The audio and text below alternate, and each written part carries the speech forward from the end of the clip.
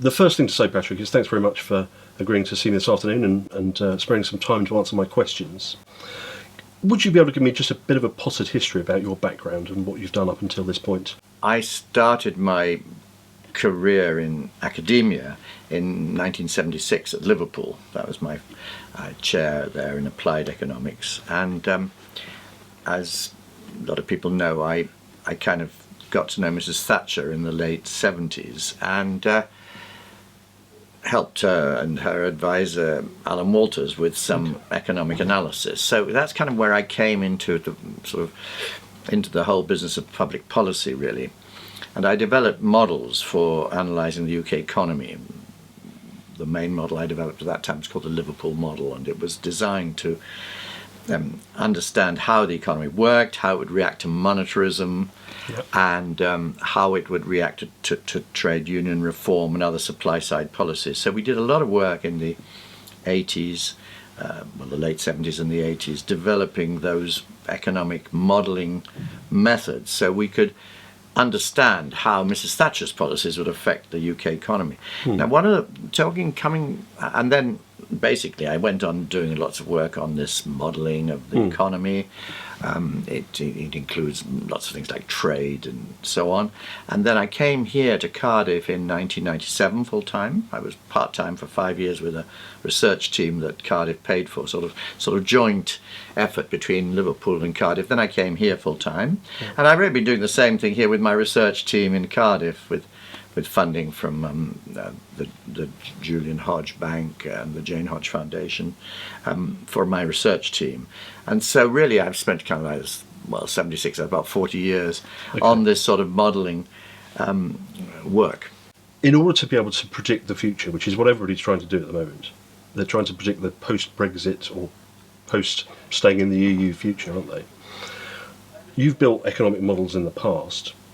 How successful have those economic models been? I mean, I assume they've got better over time. Well, a lot of people don't understand the difference between forecasting and analysing what would happen if. Yeah. What economists can do is analyse what would happen if on the basis of their models. Now, those models might not be good at forecasting the absolute future because the future is full of shocks. Yeah. And people often get confused about that. They say, oh, economists can't forecast the future. Of course they can't, because they haven't got any better prescience than anybody else. What shock's going to come and hit us, from the completely impossible to forecast. So obviously economists are no better than anyone else really at predicting the future. Okay. What they can do is use their models, hopefully good models that fit the data, we have to test them, to tell you what would happen if you did something compared with what would otherwise happen. Yep. What we call the counterfactual. You use the model to generate the counterfactual of what would have happened if you hadn't done this policy. And that's how we're treating Brexit and how everyone has to treat it. Have you got a good model to analyse what would happen if you did it? Yep. And so that's what we focus on. And our models, they're systems of equations that fit behaviour, this is the idea, are designed to answer those questions. Now, actually, that's a different question, as I was saying, from forecasting the future in an absolute sense. And a lot of people don't really understand that, and it's difficult to understand because you think, well, if you can't forecast the future, why can you forecast what would happen if? And the difference is that, of course, we can't forecast shocks, but we can say if there's a shock-free world, what would happen? Obviously, the shocks are still going to blow us off course. But from neither side of the argument can you predict those. No, nobody can predict those. So that's kind of irrelevant to the discussion. Sure. Okay. What we're looking for is a sound way of evaluating what would happen to the economy, assuming no more shocks because we can't forecast those, if you did Brexit rather than not. Yeah. That's what's at issue. So for that you need a sound understanding. A model's really a set of equations that has your understanding of how things are affected by and how things interact. So I imagine, tell me if I'm wrong in my imagining here, but I'm imagining quite a complex spreadsheet with those equations embedded within the spreadsheet that allows you to put in the impact in the inputs at the start, and at the bottom of the spreadsheet see the result. Is that basically how it works? It's like that. It's not a spreadsheet. It's a huge computer. Okay. and so on and so forth. Yeah. But it's the same idea exactly. Like building a business model. Yes, exactly. You have a business model with some relationships. The relationships summarize how people react to things, and then you put in your changes, your inputs, and you get some different outputs, and you say that's the effect. That's essentially what's going on here. Now, I should give you another bit of background really about myself, because people think I'm a dyed-in-the-wool anti-EU person. You know, they say, "Oh, Minford, you know, he's been Eurosceptic for years and years and years. He's always been against foreigners or continentals or whatever it might be." This is not true. I've actually been, like Mrs. Thatcher in the 80s, I was very pro-EU. Right. A lot of people forget that Mrs. Thatcher, with support from people like me, pushed for the single market. Yeah. And the reason for that was that Mrs. Thatcher was a free market person, and as was I, and am I, wanting to liberalize our economy for the benefit of people, we think, so they can run their lives. And one of the ideas that was current at the time of the 1980s was, if we have the single market and competition in Europe, that'll be good for Britain, because we're a competitive sort of country. You know, we'll have a more competitive economy in which we're embedded. And so that was the idea in the 80s. And Mrs. Thatcher was used by Monsieur Delors as his ally. Monsieur Delors was the president of the Commission at that time, a famous Frenchman. And he had Mrs. Thatcher as an ally to push through the single market. And as part of the single market, everything came in giving much more control to the Commission and the courts of Europe because of qualified majority voting. So Mrs. Thatcher pushed all that through. She appointed Lord Cockfield as the commissioner. We had a commissioner who was basically known as a single market commissioner. He was the commissioner for industry and competition. Pushed it very hard. Bit of alliance with the Germans, Monsieur Delors. They got it all in. And then suddenly everything changed, because Monsieur Delors turned around and said, right, now we've all got this in place with the qualified majority voting, the control from the Commission. Ha, I fooled you. We're going to have the single social market. Right, yeah, okay. So he completely changed the agenda and said the original idea would be there'd be the single market, there'd be competing regulative jurisdictions. We'd do something, the Germans do something else, we'd compete. So we'd retain control of our own regulations, but we'd all compete.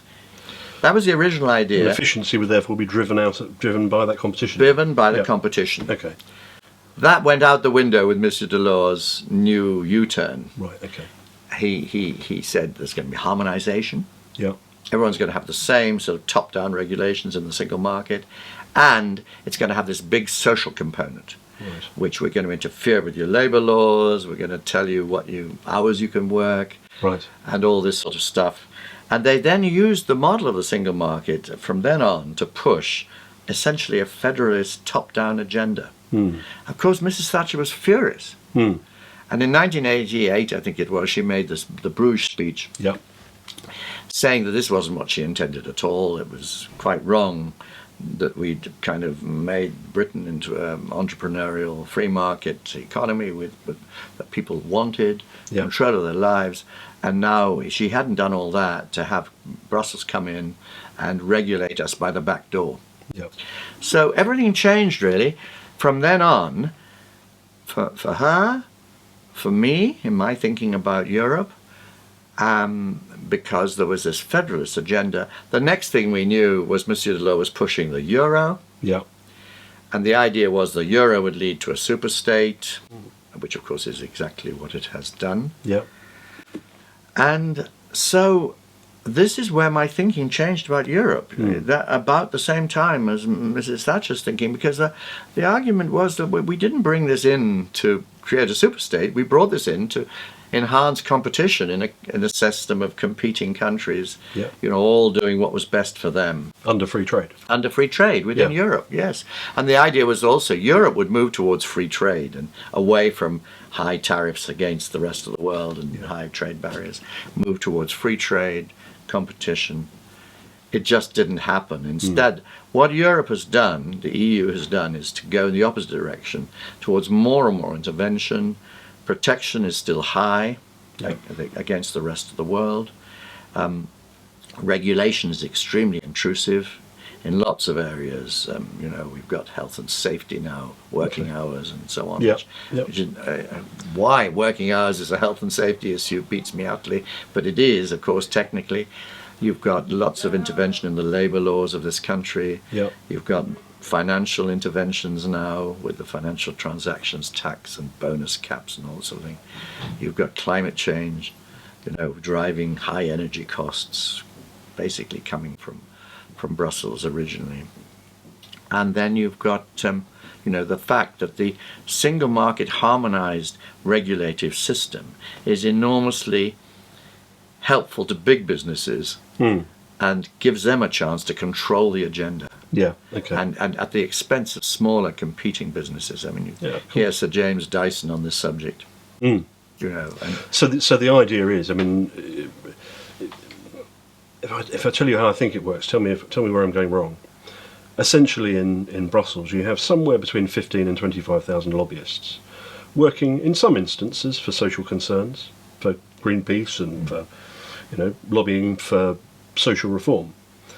But you also have a vast proportion of those lobbyists who are working on behalf of large multinational businesses. Exactly. And effectively what they're lobbying for is a regulatory regime which cuts other, usually smaller businesses, out of the market, because it gives them very, very difficult hurdles to overcome to be able to become compliant. Is that basically what's going on?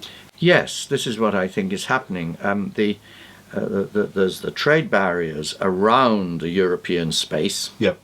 and then there's a regulative structure on the European space. Okay. And the regulative structure favours big businesses. It favours intervention, which big businesses can handle because they've got big HR departments. Yep. They lobby, as you rightly say. So they've got big lobbying departments. And they basically create a space in which big business thrives, with less entry potential from competition, certainly from outside. And the way the prices are raised by protection inside the space, and the whole thing is policed really by the fact that the prices are kept high, and the regulations are favouring the big corporate entities. Interests. Yeah. Okay. So So the conclusion of your models is that we'd be better off economically to be out. Now, I understand what you've just said about the fact that you cannot forecast shocks, you cannot forecast events in the future which will have economic impact. So how do you know that your economic models are any good then? Well, because we can test them over the past. We've done a lot of work on this, testing models over the past. What we do is I won't go into all the technology of it, but basically what we do is we project the model's behaviour over the past, and we ask whether if the model was true, what sort of histories would have produced for the past with random drawing of shocks. Yeah. And then we ask whether the actual history that was produced by the past is statistically within that potential history the model would have produced. This is a very tough test of a model. Yeah. Cool. And we do this to our models wherever we can. In fact, the one that we've used for our short-term forecast, we've tested in this way. We have other models that we've also tested in this way that we use, sort of more up-to-date vintage models. We have got sort of a big stable of models, if you like. It seems to me that actually, if you've got an economic model that is looking at the short term, obviously it's going to be likely to be much more accurate, isn't it? Because there are less factors in the short term that may have large impacts over the longer term, or large knock-on effects over the longer term. Is that fair to say that? Would you say that's about right? Not really. No? Okay. Not really, because one of the things that we know more about, oddly enough, is the way economies behave in the long term in response to things like liberalisation. Okay. You see, one thing you can say is, maybe you won't get the numbers exactly right, but you can say, if you kind of liberalise particular markets, like, say you liberalise the market in transport or buses, you know you'll have more efficient buses, there'll be more consumer choice, people are better off, the bus system will improve under the impulse of that competition. And although you probably might get the numbers a bit wrong, you'd be right about the direction. Yeah. Okay. You know, Yeah. and you won't be too bad on the orders of magnitude even, Sure. because we got quite a lot of experience of that sort of deregulation. Similarly, say Big Bang, you see, in the city, it was kind of, you could be pretty sure that that introduction of competition into the city would have a transformative effect on the city. Yeah. Of course it did. Massively, we yeah. know it had a huge transformative effect. And other things like union reform, you see, we did quite a lot of modelling work on union reform. And one of the things that came out of that was a huge rise in productivity Right. when we cut back the powers of unions. Yeah. Actually, our models predicted that it would bring down unemployment, and not so much that it would raise productivity. Right. But in fact, the models were a bit wrong on that. It raised productivity hugely, Yeah. and it had a lesser effect, but a long-term effect in reducing unemployment, because when you raise productivity, you do reduce unemployment because wages are higher, so people are more willing to work. So it kind of they were sort of right, but the exact way in which they were right sometimes gets you a bit caught out. But broadly speaking, I would say we're quite good at long-term understanding of how economies respond to long-term reforms. Quite often we get a bit skew-whiff on very short-term things because there's lots of noise in the short term. You know? Stuff's happening the whole time, you know? Right, imagine I'm that stupid economics student then, if you would. We've started the wrong way around, but I think it's the best way to do it. We start with the conclusion. The conclusion is that Britain is better off post-Brexit. Before we go into the whys of that, can we just cover some of the basic concepts? Because I think one of the difficulties for economists and for business people in explaining these sort of dynamics is that largely as a country we're economically illiterate. Even the basics of demand and supply I think are not really understood by a great many. And when, for example, you say things like, for example, you did a moment ago about deregulating a bus service, for example, there is much of the electorate who would immediately have a little alarm bell going off in their mind, thinking, "Oh, deregulation, that means people will be losing jobs and that sort of thing." They don't understand competition creating high quality of service, lower cost, driving efficiency. Profits a bad word. It's not. They think of the excess profits, not profits that pay wages. You know, it's that sort of kind of reaction, isn't it? Do you know what I mean? The only problem is, you see, that if you take it slowly, people get impatient. If you take it fast, they don't understand. So you're kind of between the devil and the deep blue sea. If you take it slow, people say, "Oh God, this is really boring. Cut to the chase," you know. But then if you cut to the chase, they don't understand because they've missed all the intermediate steps. Yeah. And it's a real kind of problem. And it's a credibility issue as well, isn't it? Because if you cut to the chase and you just say, "Okay, Britain will be, 8% better off," which I think was your number. Why? But I haven't got time to listen to the answer. Is that kind I of know. common, Well, exactly. Look, I can have a go at this. I mean, the point is that it's actually quite a simple argument. Before we go into the why, can we just give me your explanation of some of the basic concepts? Are we recording? Yeah. Oh, Okay, so Patrick, what's a trade barrier? Define a trade barrier for me. A trade barrier is when the rest of the world sells you something, okay, and you put a limit on how much they can sell you, or you apply a duty to it, an anti-dumping duty, for example, or you threaten an anti-dumping duty, so they raise the price as a way of avoiding an anti-dumping duty. Those things all raise the prices of what they sell, either by limiting their supply or by forcing them to raise the price, either directly by an anti-dumping duty or by a threat of it. That then, of course, limits the amount that you buy from them because the price has gone up.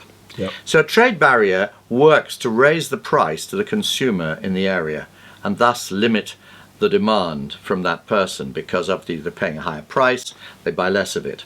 Okay. And so a tariff is a direct thing that is permanently put on the price of what you buy from abroad. You know, you buy the bottle of milk or whatever it is, and there's a tariff put on it that raises its price that you have to pay to the EU. Okay. So price-raising activities caused by interfering with the supply of goods from abroad. Okay, I do know this bit. Don't worry. I just want to hear it in your words. Of course, But, I understand.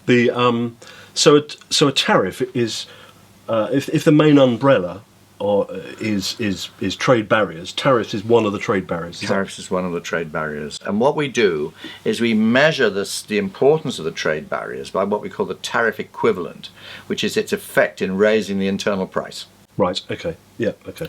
So the sense. barrier itself, that may not be a tariff, Yeah. has the same effect as a tariff in raising the price. And that's what we measure as its tariff equivalent. Okay. Because that's what we're interested in. We're interested in the effect of these trade policies on prices that consumer pays Yeah. inside the single market, the protected area. Yeah. Absolutely.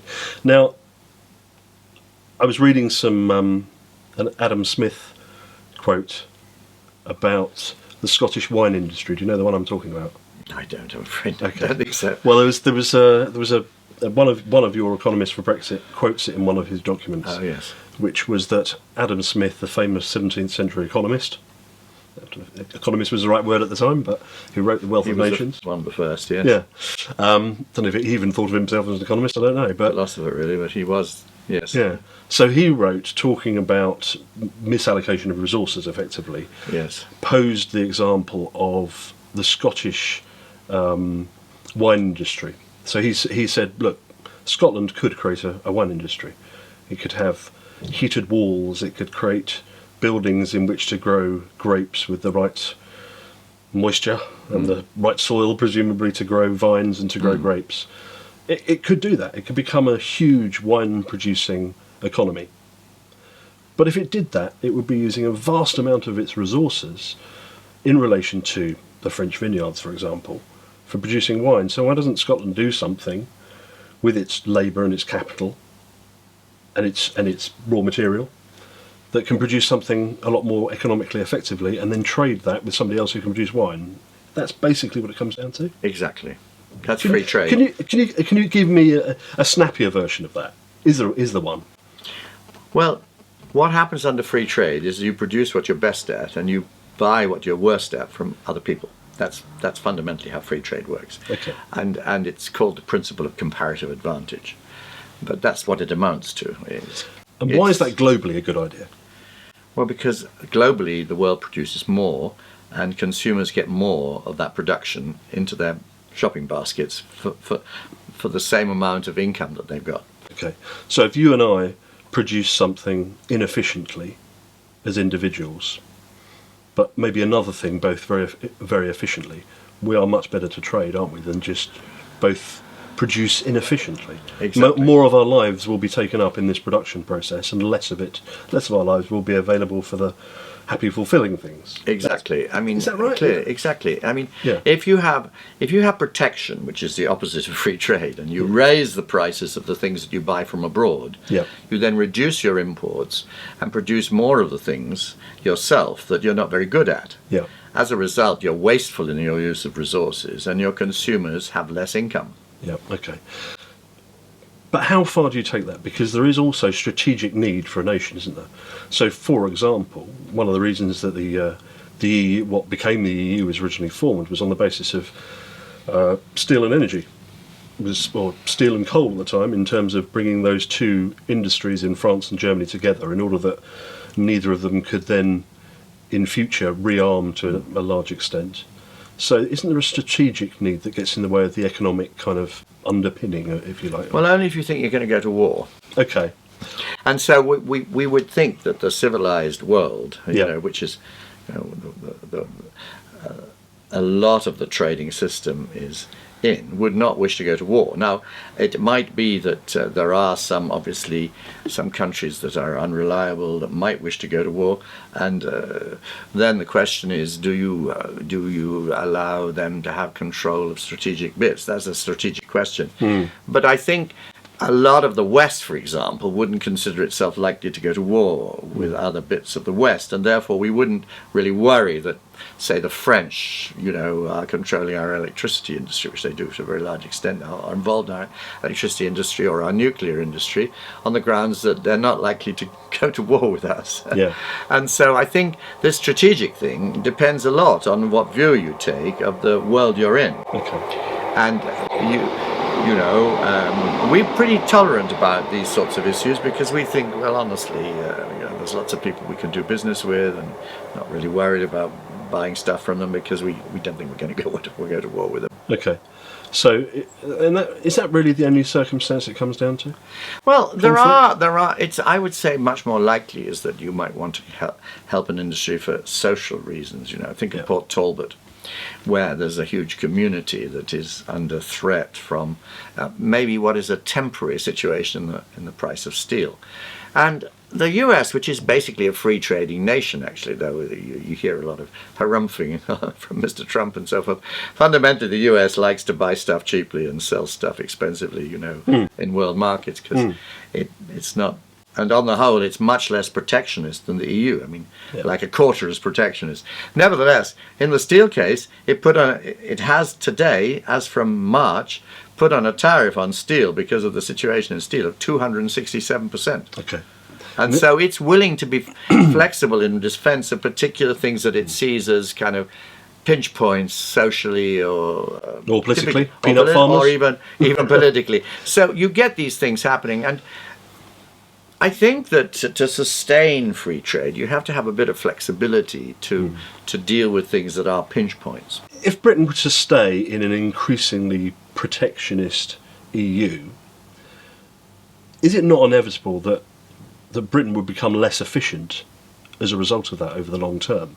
Because the more protectionist measures there are in place, the less incentive there is to be competing with world levels of efficiency, if you like. Is that about right? Or? Absolutely right. That's basically the case for leaving. Right. That inside there's this protectionism, there's this regulation that's supporting the big businesses, reducing dynamism, entrepreneurial competition. And so there's really two reasons for leaving. One is to get rid of this protectionism. We can set our own unilateral free trade tariffs. We won't set any tariffs, basically. Yeah. Tariffs are an own goal. Yeah. We're quite a small country relative to the rest of the world. Even though we're the fifth biggest economy in the world, we're still only 3% of the world economy. So we have loads of things we produce in world markets, and we can't influence the prices we get. Our best bet is to have good products, sell them everywhere to whoever wants to buy them at free trade, world trade prices. And to buy from the rest of the world at free trade prices, world trade prices. And the EU is in the way of that.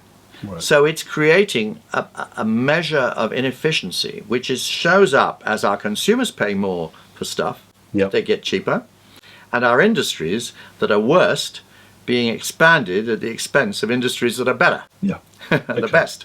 And so we pay a double whammy, really, both on the shape of our economy and on the burden we put on our consumers to support this bad shape. Let me just clarify what you mean by that. You mean we place a burden because we generate inefficient production?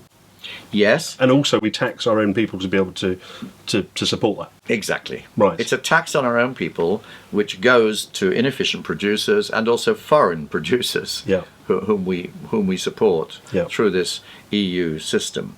Because we buy stuff at higher prices than we need to pay from the rest of the EU, where we can buy it from the rest of the world at cheaper prices. Yeah. So our consumers carry this burden of this tax, if you like, higher prices, and our output as a nation is less than it would be with our resources because it's channeled into inefficient industries.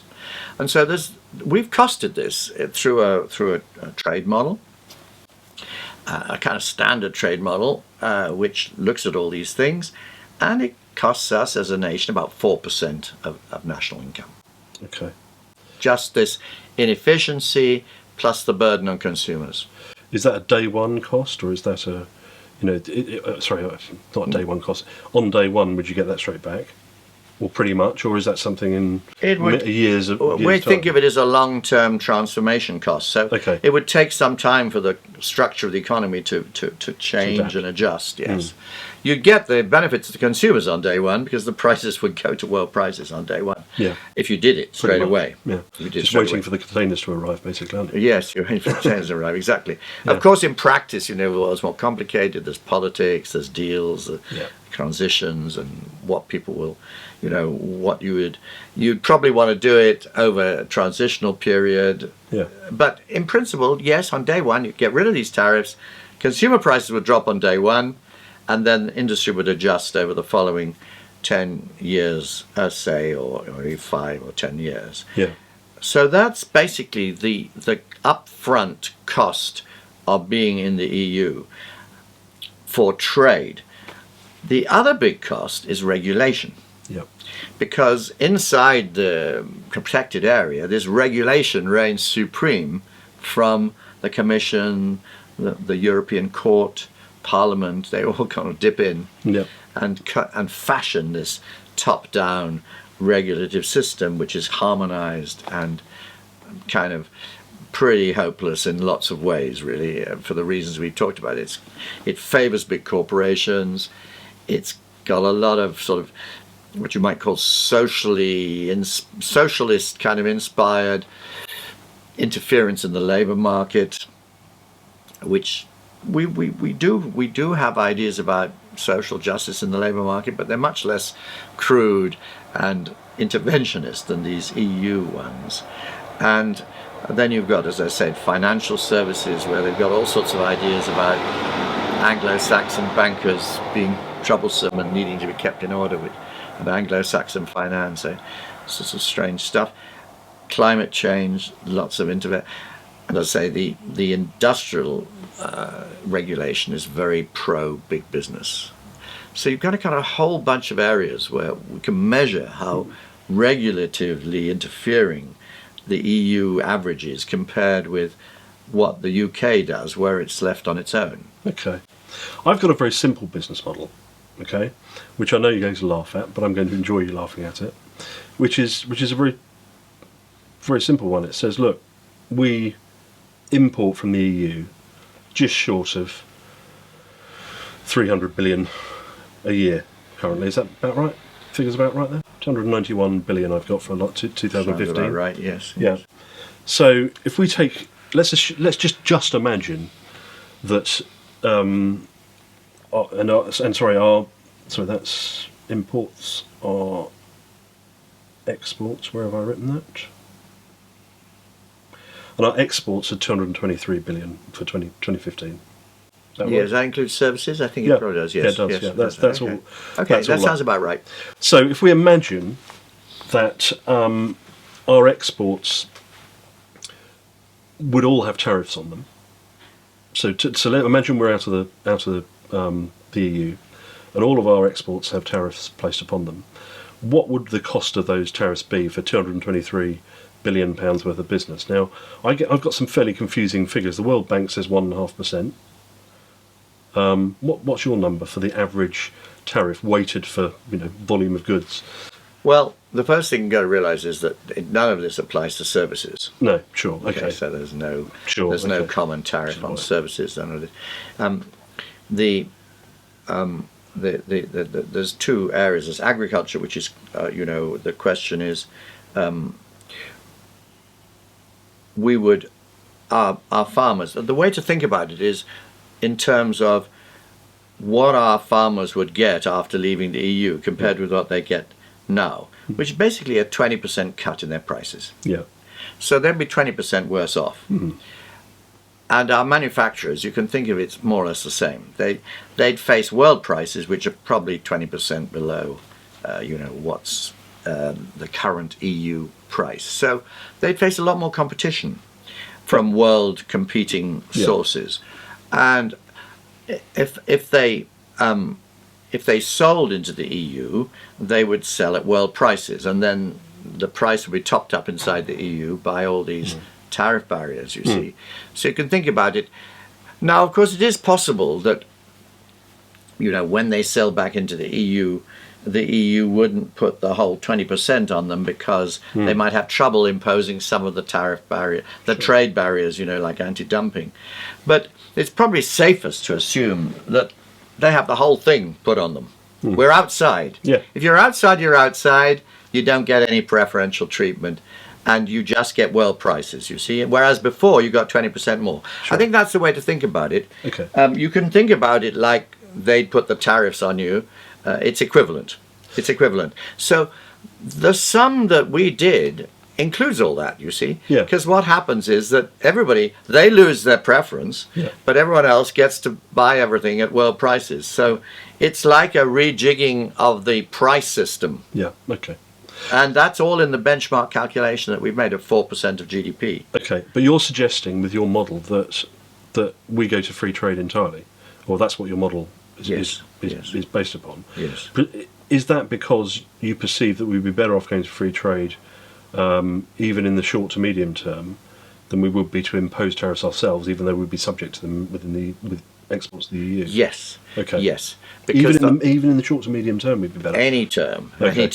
any Right. term, because the tariffs do nothing. That if you impose tariffs on other people, Yeah. you just raise your own prices, and what you're doing is you're just taxing your consumers Yeah. and benefiting your producers. But as we've seen, that's a bad idea because you get worse production, and the consumers are paying the price. Yeah. That's what tariffs do.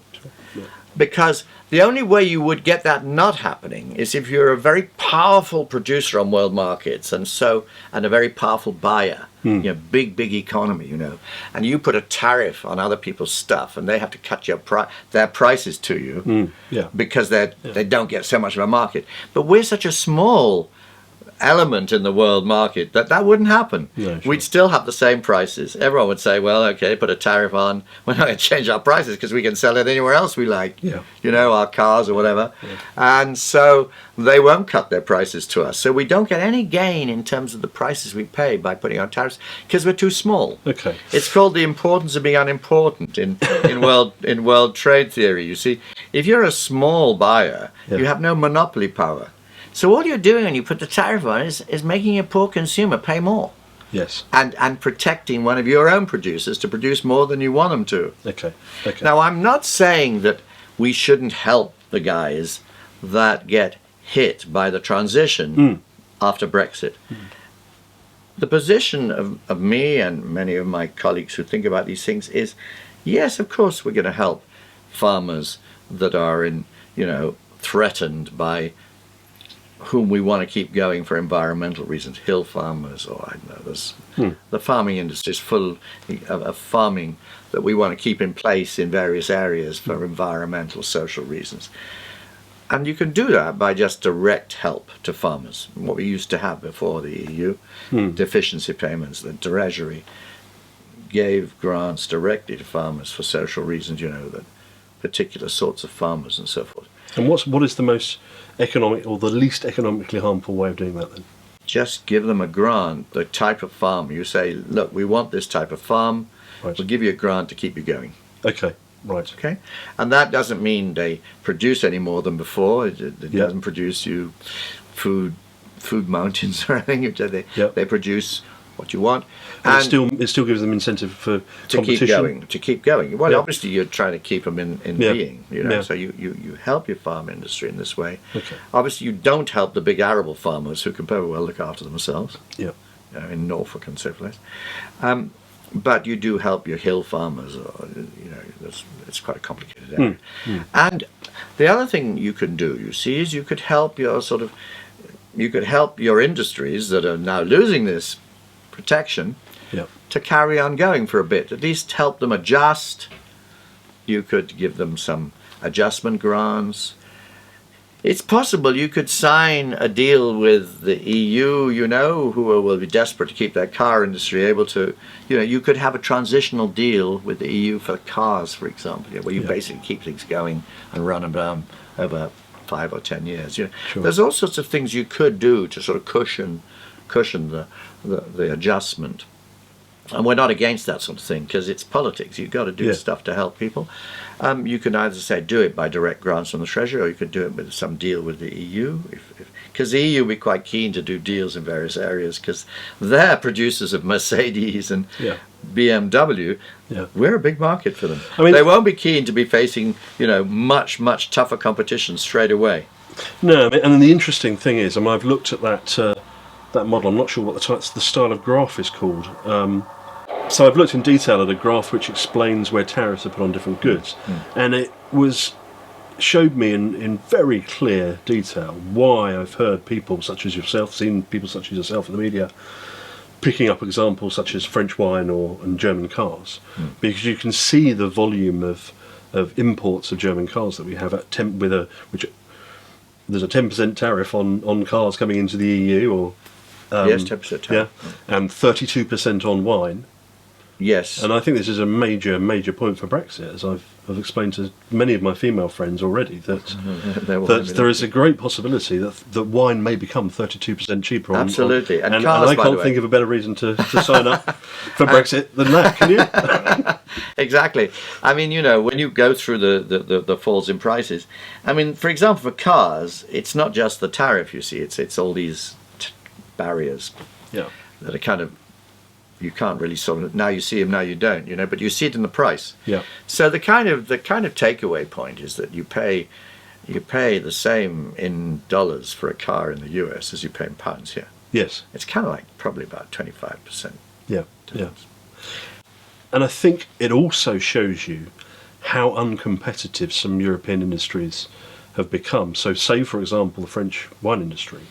In order to protect the French wine industry, the EU has to place a 32% tariff on it. Yeah, well, it's... And so hang on. So if you're... But we buy tons of Australian and New Zealand wine. So we ship wine from the other side of the planet, and we add a tariff to it of 32%, and we still go and buy tons of it. How uncompetitive are the French at doing this? Exactly. No, it's a serious point. French farming, there's the whole CAP, of course, is there to benefit the French. Yeah. And they won't allow it to be altered, you see. This is because of this sort of thing. And this is throughout French agriculture still, is it? Absolutely throughout French agriculture. They still are the one guys that will not give up on the CAP. Okay. The Germans wouldn't do it because, there's lots of... the French are the absolute, defend to the death the common agricultural policy. Okay.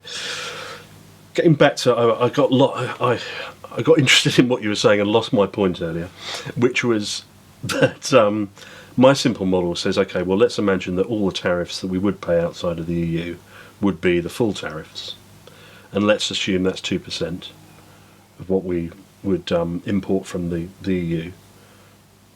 Have I got that right? Yeah. That's about 4 or 5 billion quid. That's less than half of the net cost for the membership fee. Well, no, this isn't the right way to think about it. Okay. The point is, you see, that it's when you join something like the EU, you join the customs union and you join the single market regulative system. And although there are people who gain from it, who are your producers of cars, your farmers, your producers of fridges, whatever. Yeah.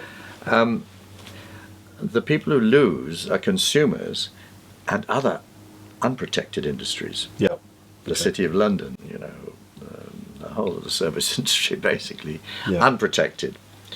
And so they face higher costs.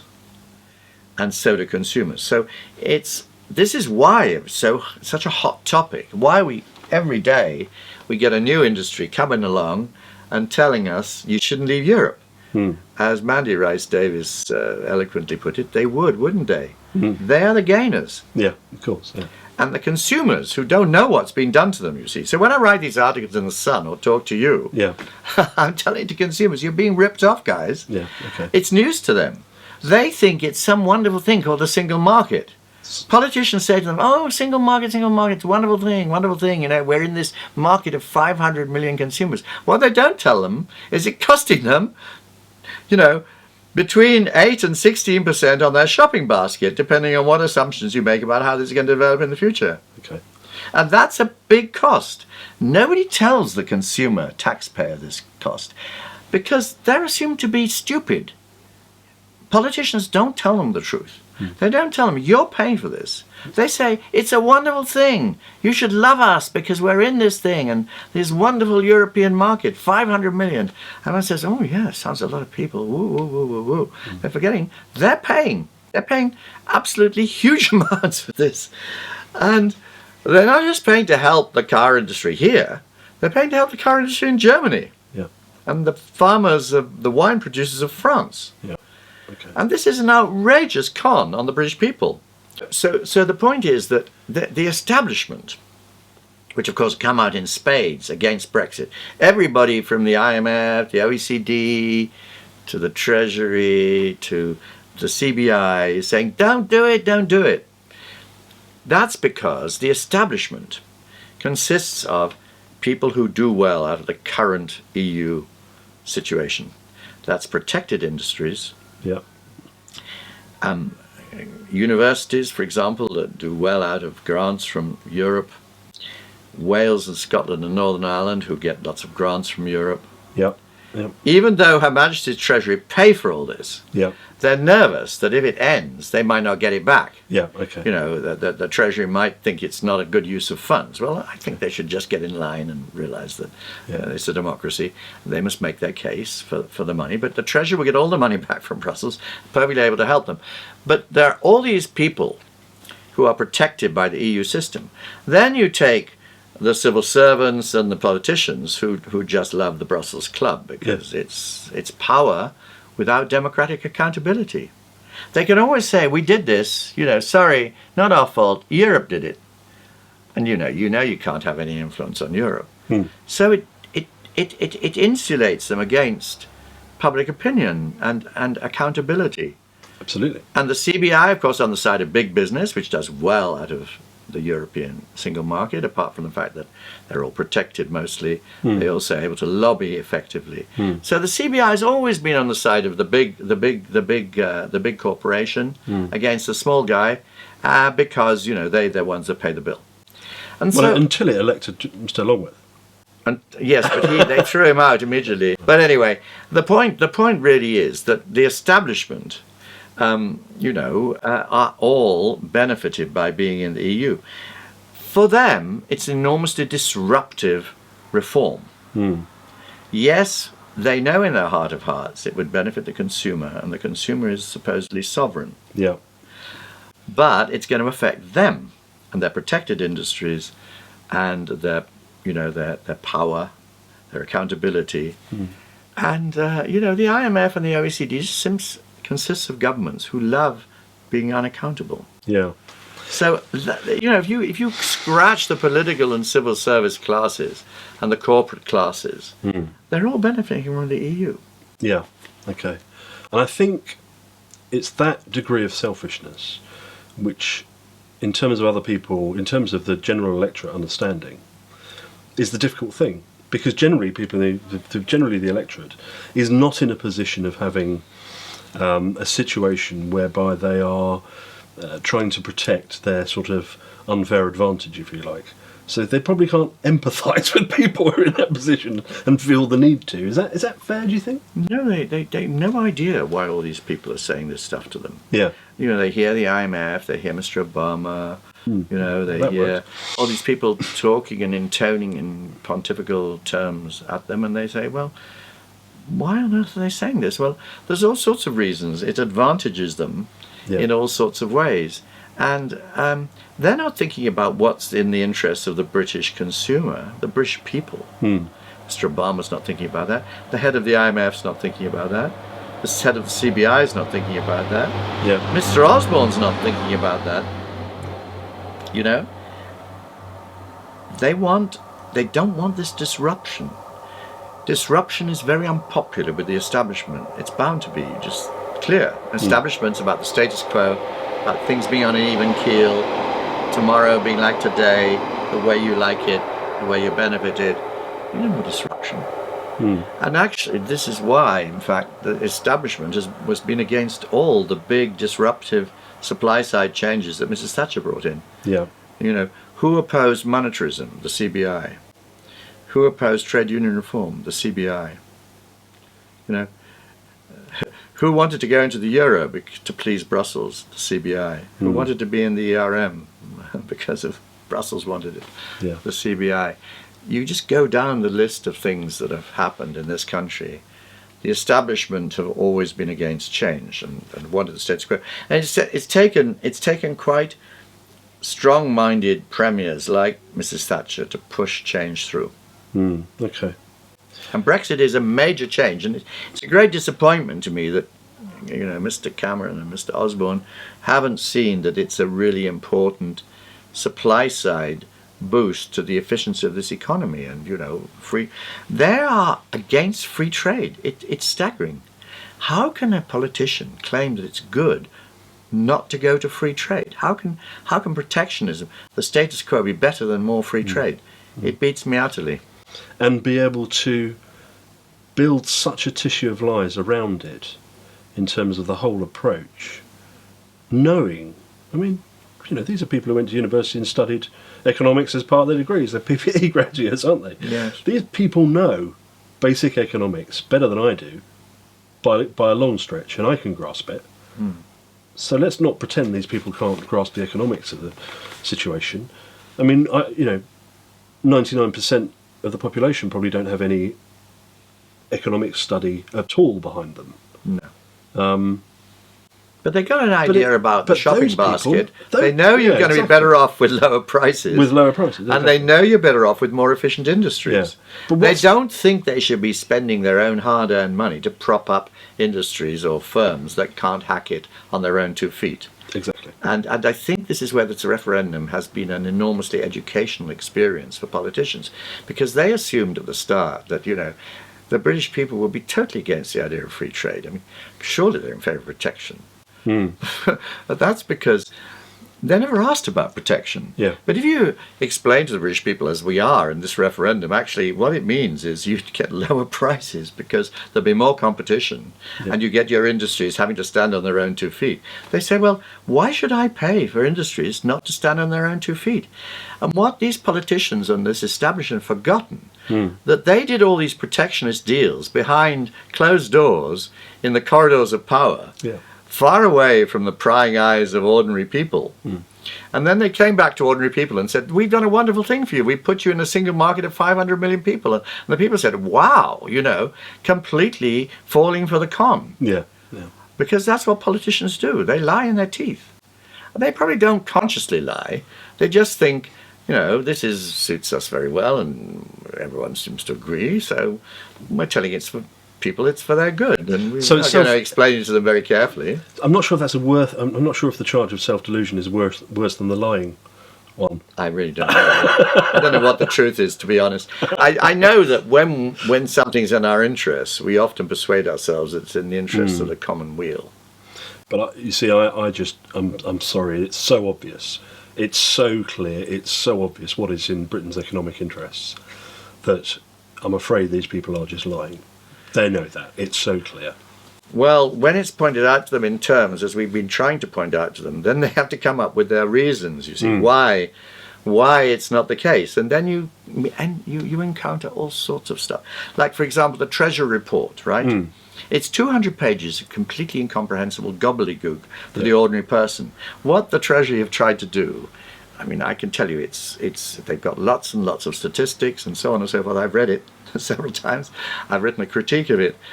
It's pure blinding the British people with science. No, they know perfectly well no one's going to read it. None of the journalists are going to read it. The journalists have completely failed to understand the Treasury report.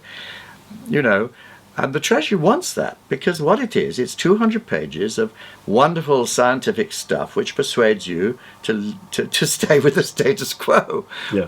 Well, they would, wouldn't they? You know, they're not expecting anyone to kind of go through it and analyze it or rebut it, which is what we're going to do. Yeah. We have already done to some extent. We're going to, you know, economists of Brexit. We're not going to allow this stuff to go through. It's completely wrong. Okay.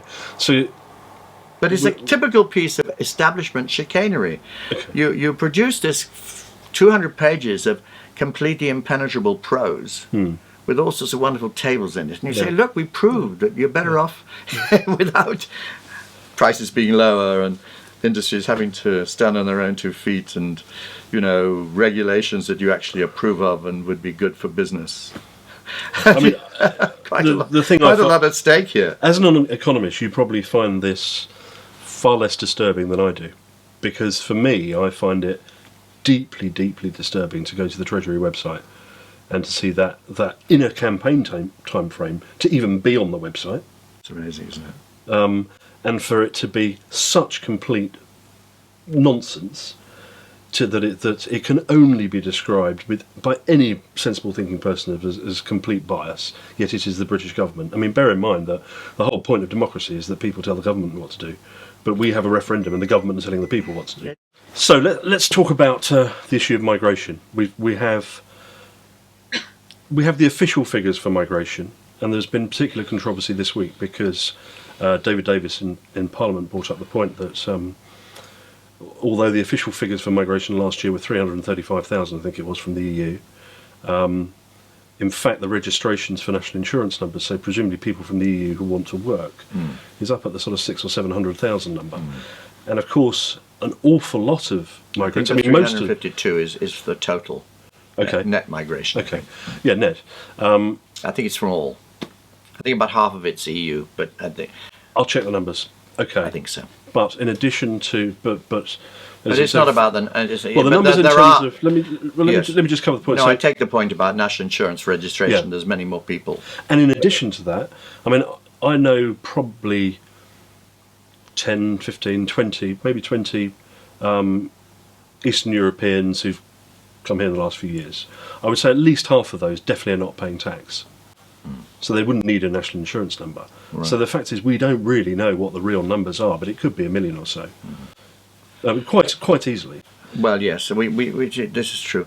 I mean, I think the point about migration is that clearly what's happened is that we've got no control over migration from the EU.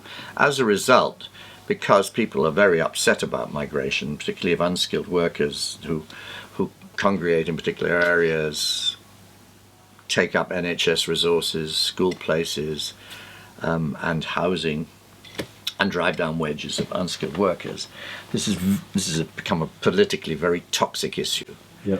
And the reason that it's toxic is because we have no control over unskilled immigration, basically, because that's completely uncontrolled from the EU. And what countries that are able to control their borders do is they have sort of something like a green card system, a point system, whereby they have a total, probably quite liberal total on immigration, but they bias it towards the skills they need. Yeah.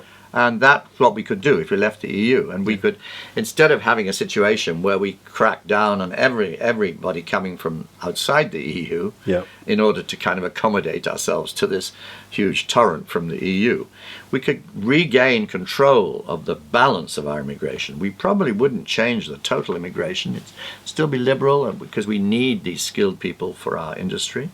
But we'd have a green card system or a points-based system that would make sure we took in people that we needed and would choke off this big flood of unskilled workers from the EU. Okay. And thus would be what would be a standard immigration policy for any country that controls its own borders, like the US, for example, or Australia. Is there a slight conflict here from an economist's point of view, though, in terms of from the point of view of not having a free market but without liberalised labour? Not really, because what you see, the point is that when you have a welfare state, which provides lots of free health and education and so forth, that acts as a huge subsidy to entry. Yep. If you get back 150 years, there was no welfare state. Yep. There was very little migration. It was expensive to migrate, and you didn't get any goodies at the end of the rainbow. Yep. So there was very limited migration. So when you have a welfare state, what you're doing is you're underpricing, subsidizing immigration massively. Okay. And so that it makes sense from a free market point of view to remove that subsidy. Yeah. And there's various ways you could do it. You could actually charge for immigration. Yeah. It's called the ticket price of the welfare, which is one way, and the people who've advocated that.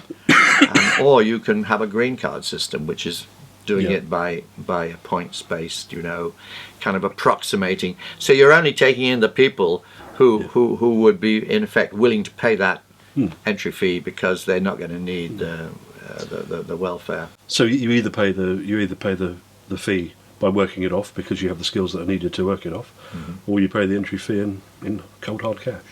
Yes, exactly. But of course, you see, that would have the same effect as a point system, because it would discourage the people who really have no skills and are not going to be able to pay for the welfare state benefits that they get. Okay. So it's actually in line with free market principles, because effectively what citizens of this country are doing by this through this system is to subsidize, unbeknown to them, immigration. Yeah. And they were never asked about this. No, sure. No citizen would agree to that. No, sure. Okay. Why would they do it? Why would they agree to have their own welfare state, in effect, undercut by immigration that they're subsidizing? I mean, it's a case in a way of an elite class putting stuff over on the non-elite. Okay, right. Yes, well, one of the great sort of bugaboos, the great sort of terror scenarios that comes from the establishment is, if you leave the EU, jobs will be destroyed, foreign direct investment will be destroyed. That will lead the economy downwards. That's been a standard argument that's been pushed, and it's completely fallacious. and of course, it's true that, as we've already discussed in terms of the effects of reducing protection and cutting the cost of living, that the protected industries will contract. You can't make an omelette without breaking eggs. You have lower prices and you withdraw protection from a sector, they're going to contract. And obviously jobs in that sector will be reduced, as obviously one would realize. The whole point of the reduction of costs going to free trade is that the other sectors that aren't protected then expand. They're your better sectors. They will expand, and of course, because your whole economy is more efficient, that'll create more jobs. So what you get is contraction of jobs in the protected sectors that lose their protection, but expansion of jobs to a greater extent in the other sectors that gain from no longer having protection on the economy, from lower costs. And But how does that relate to FDI? And then if we come to FDI, Okay. it's the same sort of thing. FDI, which is simply capital that's invested by foreigners in productive activity in this country, will obviously not go into the protected sectors that are contracting. It'll come out of there and go into the expanding sectors that were previously unprotected that are expanding. Okay. So you just get a reallocation of FDI. Okay. FDI is an input. And that's the easiest reallocation, isn't it? It's just capital. It's moving capital. from one place to another. Entirely easy. When people have this big thing about FDI, actually it's just capital that foreigners put up. And sometimes they have control of the industry. They come through marginal nationals. Sometimes it's just by portfolio investment. It's an input into our economy from foreign capital. And we know when you reallocate an economy through this sort of supply side reform, that'll be reallocated too. Foreign direct investment will be reallocated too. It's an input. And these people who say, oh gosh, foreign direct investment is crucial, it went into this and that's what caused the growth. They got the causation exactly the wrong way around. Yes. The FDI is attracted by the returns in those industries. And now they'll be attracted by the returns in other industries. Yeah, absolutely. It's an extraordinary inversion of the truth to say, well, FDI is causing all these industries to expand. But is FDI going into protected industries? Oh, hugely. In Is things it? like Okay. the car industry. Is it? Okay. Oh, massively. Okay. Because, of course, you see, the way it works, you put on your protection. Your Japanese producers, for example, they now produce inside the protected area instead of come from in Japan. Yeah, of course. So they, of course, invest in plants here, and that's FDI. Right, okay. it's kind of a logic of protection that you Okay. get more FDI into the protected industries. Okay. Whereas if you come out of the EU, Yeah. obviously that investment no longer goes in such profusion into the protected car industry because it contracts with the car industry. Yeah. But things like the City of London will attract more protection, more FDI. Yeah, of course. Because they're no longer they're no longer having to pay for the high costs of the protection. Okay. And they're So not they well, they're not expand. benefiting from protection, are they? They weren't benefiting protection, and when the protection's removed, in effect, a whole layer of costs come out that they would have been paying for the protection of the other industries that got the protection. So their costs will come down, Yeah. they'll expand, and the FDI will go into them. Sure. Okay. So it's just kind of, actually, I always think British people have a grasp of business and, what goes on in the economy almost intuitively, because they've all got relatives probably who are in business Yeah. and self-employment quite often, and they know how markets work intuitively. They may not be able to give you a sort of economics sort of rundown, but they kind of know that competition's good, protection's bad, and they know how markets work. They know that if you take stuff away in terms of protection from one sector, they're going to contract. I mean, I don't think it's hard to explain. It's not rocket science. It's not rocket science, actually. No. It's not actually rocket science. It's stuff that Brits who are kind of engaged in markets a lot of their lives kind of intuitively grasp. That's why Mrs. Thatcher was able to persuade them so much to vote for her for all these policies she brought in, you see. Liberalising markets, giving skilled workers a better crack of the whip, letting people own their own houses, get their own mortgages. Brett said, well, yes. Why should these things be restricted? Why can't I get a mortgage? Yeah. Why can't I get credit? Well, I wish I wish Michael Gove had Saatchi and Saatchi in the same way that Mrs. Thatcher did in the 80s, because Indeed. she did a very good job of explaining it, and I think Michael they is helped her a struggling. lot. Michael is struggling. Michael is struggling because he's a lovely chap, but his economics is not his strong suit. No, sure. And the thing is, intuitively he probably understands it, but the problem is there's a long gap between intuitively understanding it and actually being able to explain it to ordinary people in terms they can understand. I mean, I struggle, but if you don't understand it in a sort of kind of completely holistic, nuts and bolts way, you're going to stumble. Yeah. I mean, I always tell my students, if you learn economics, you'll know you understand it when you can explain it to your granny. Yeah. Okay. Or your sister. Well, Because that's when it really gets tough. Yeah. When you're explaining it to people and you say, ooh, I don't quite know how that works. And then you think, ooh, I better stop now and go. And I tell you, the thing that economics does, which people find so perplexing, is it finds the bottom line instead of the impact effect.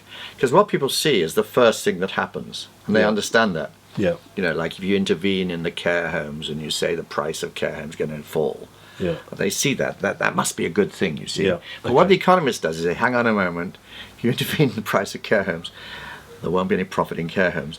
Actually, you make things worse. Yeah. You won't get any care homes. Yeah, sure. And so that's what an economist does. Looks at the whole effect, the bottom line effect of what you do when you change policy. Okay. Particularly, I think that's what is relevant to ordinary people. It's the indirect effects of policy that an economist is really professionally got to examine, as opposed to the lovey-dovey upfront effects that we all see and think, oh yes, we want those prices to be lower, or Yeah. whatever. Yeah. No. Okay. See That's what a I really mean? good insight. So I think that's really, it's trying to understand the intricate workings of the economy, so you can, if you interfere in it by some policy change, you can sort of say what will happen in the end, Okay. Right. Great. Thank you very much, Patrick. Greatly appreciated. Good. That was Pleasure, brilliant. Ryan. That will be an absolute nightmare to edit, because rather than being very structured, I went all around the houses, didn't I? We got there in the end. We got there in the end, didn't Thanks- we? It was thanks a bit for of fun. bearing with me. Not at all, not at all.